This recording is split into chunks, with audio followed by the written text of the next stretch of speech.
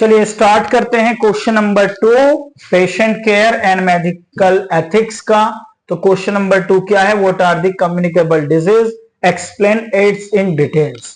Communicable disease are those diseases जो एक से दूसरे में फैलती हैं, और एड्स तो एक्वायर्ड इम्यूनो डेफिशिएंसी सिंड्रोम है, जो एक बीमारी है जो कि HIV नाम के ह्यूमन इम्यूनो डेफिशिएंसी वायरस से फैलती है। ठीक है, तो ये तो मैंने आपको यही एक्सप्लेन कर दिया। तो यहां भी मैं यही कहूंगा, ये क्वेश्चन भी देखिए दो पार्ट्स में, एक कम्युनिकेबल डिजीज बताना है और एक एड्स बताना है। कम्युनिकेबल डिजीज क्या है भाई? Communicable diseases are illness caused by the infectious agents such as bacteria, virus, fungi, parasite. इनसे ये फैलती है। Can be transmitted from one person to another or animal or object to another. यानी मुझे छींक आई, मैंने अपनी नाक पे छींका, बैक्टीरिया वायरस मेरे हाथ पे आया, हाथ से पेन पर गया, पेन मैंने किसी और को दिया, उसको भी वो बैक्टीरिया वायरस पहुंच गया। These diseases can spread through the various route. बहुत सारे रूट हैं इनके, कुछ डायरेक्ट हैं कुछ इनडायरेक्ट है। डायरेक्ट रूट है कि मैंने छींका, बंदे वहां बैठे थे, उन्होंने सांस ली, उनके पास भी बैक्टीरिया चला गया। इनडायरेक्ट रूट ये सब है, pen, water, food, clothes, mosquito, ये सब। तो एग्जाम्पल क्या है भाई इसके? एग्जाम्पल है सबसे पहला कम्युनिकेबल डिजीज का इन्फ्लुएंजा, ट्यूबरक्लोसिस, मलेरिया, मीस्लेसिस, कोविड-19 और HIV एड्स।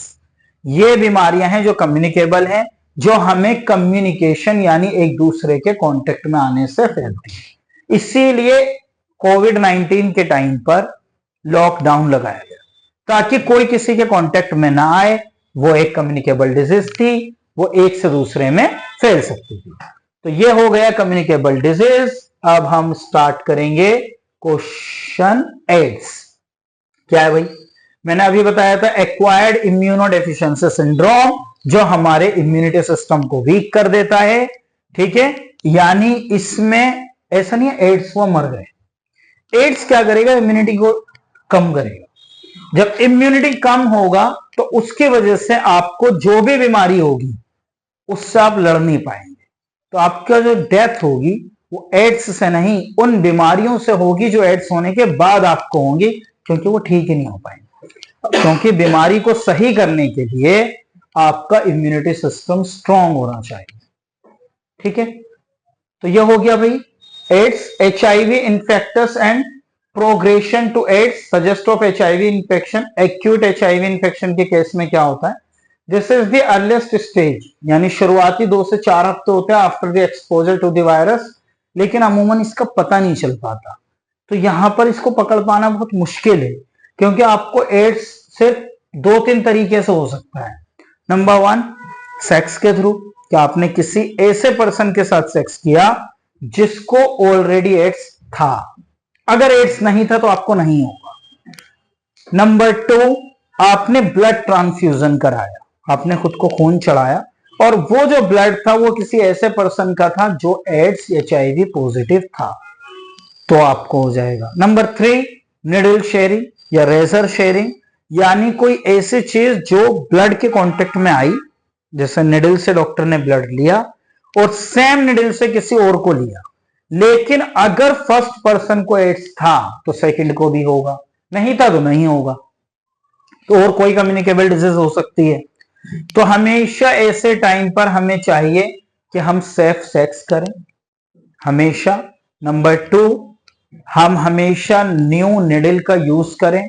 नंबर 3, जब हम ब्लड ट्रांसफ्यूजन कराएं तो मेक श्योर कि वो पॉजिटिव ना हो। ओके, तो अर्लीस्ट स्टेज 2 से 4 हफ्तों के एक्सपोजर के वायरस में इसको हम पकड़ सकते हैं। सम पीपल में B experience flu like symptom, शुरुआत में उन्हें फ्लू के सिम्टम आते हैं, लाइक नजला, खांसी, बट नॉट एवरीवन डज, हर किसी को नहीं आते। During this stage the virus multiplies rapidly and the person is highly infectious. इस टाइम के बाद वायरस जो बहुत तेजी से फैलता है, बढ़ता चला जाता है और पर्सन को बहुत हाईली इंफेक्शन हो जाता है।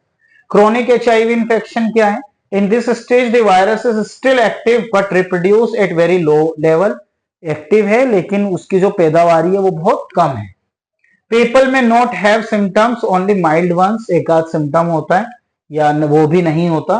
This stage can last several years specially with the anti retroviral therapy.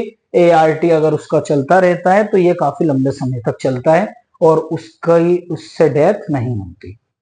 Without treatment क्या होगा, HIV eventually progress to AIDS which is the final and most severe stage. बाद में आप एड्स के कंडीशन में जा सकते हैं।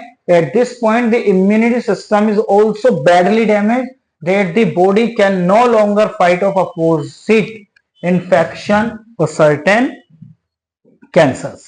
यानी अब उसके बाद इस स्टेज में आने के बाद बंदे का जो इम्यूनिटी सिस्टम है वो पूरी तरीके से डिस्ट्रॉय हो चुका है। अब उससे जो भी बीमारी होगी वो सही नहीं होगी और उसका शरीर धीरे धीरे गिरता जाएगा। क्राइटेरिया क्या है इसका डायग्नोसिस के लिए, CD4 काउंट किया जाता है जिसमें हम सेल्स को चेक करते हैं जो नॉर्मली ब्लो होनी चाहिए 500 to 600 सेल मिलीमीटर पर क्यूब।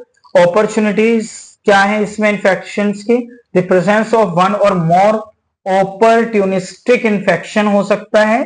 ट्रांसमिशन ऑफ HIV कैसे होता है ये मैंने अभी बताया था, सेक्सुअल कांटेक्ट के थ्रू होता है, यानी अनप्रोटेक्टेड वेजाइनल सेक्स किया बंदे ने या एनल सेक्स किया या ओरल सेक्स किया विद एन इन्फेक्टेड पर्सन। अगर वो पर्सन इन्फेक्टेड है तभी होगा, अगर वो नहीं है तो नहीं होगा। यानी अमूमन तो ये कहा जाता है मल्टीपल पार्टनर के साथ। तो मल्टीपल पार्टनर के केस में भी यही है कि अगर एक बंदे के 4 मल्टीपल पार्टनर है, चारों में से किसी को भी HIV नहीं है तो उसे नहीं होगा। लेकिन अगर उसका एक ही पार्टनर और उसे है तो उसे हो जाएगा। लेकिन मल्टीपल पार्टनर्स में प्रोबेबिलिटी ज्यादा होती है क्योंकि किसी को पता नहीं होता किसको है और किसको नहीं। ब्लड शेयरिंग से हो सकता है जैसे needle, syringe, drug injection equipment.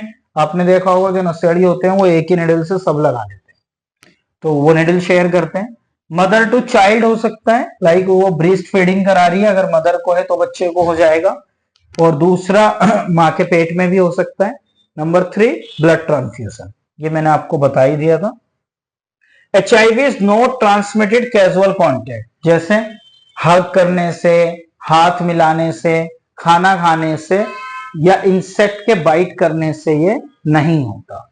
Symptom क्या है, रैपिडली वेट लॉस होगा, बहुत जल्दी जल्दी वजन कम होता जाएगा, फीवर आएगा, नाइट में स्वीट्स होंगे, पसीने आएंगे, एक्सट्रीम टायर्डनेस होगी, बहुत थकान हो जाएगी, prolonged swelling of the lymph gland, जो लिम्फ की ग्लैंड्स हैं वो फूल जाएंगे, डायरिया होगा, last for more than a week, यानी एक हफ्ते से भी ज्यादा तक, sores of the mouth, anus and genitals, यानी मुंह भी सूखा रहेगा, एनस भी सूखा रहेगा, एनस टट्टी करने की जगह, जेनाइटल्स में भी रहेगा, बंदे को निमोनिया हो जाएगा बार बार, उसके चेस्ट में सींटियों की आवाज आएगी, रेड, ब्राउन, पिंक और पल्पिश ब्लॉचेस और under the skin inside the mouth, nose, इस तरीके के पैचेस दिखाई देंगे, धब्बे, मेमोरी लॉस होने लगेगा, डिप्रेशन हो जाएगा और कई बार न्यूरोलॉजिकल दूसरे डिसऑर्डर्स भी हो सकते हैं।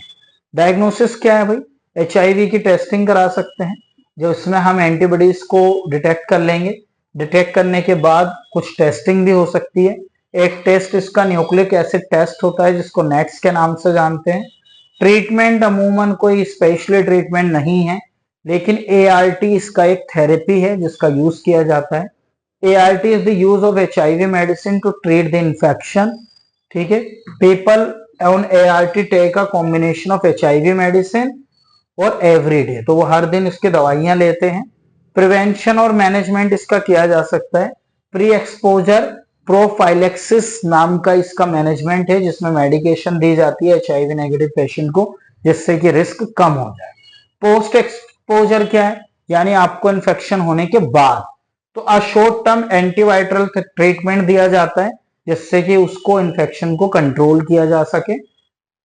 रेगुलर मॉनिटरिंग करनी पड़ती है कि जो वायरस है वो कितनी तेजी के साथ ग्रो कर रहा है।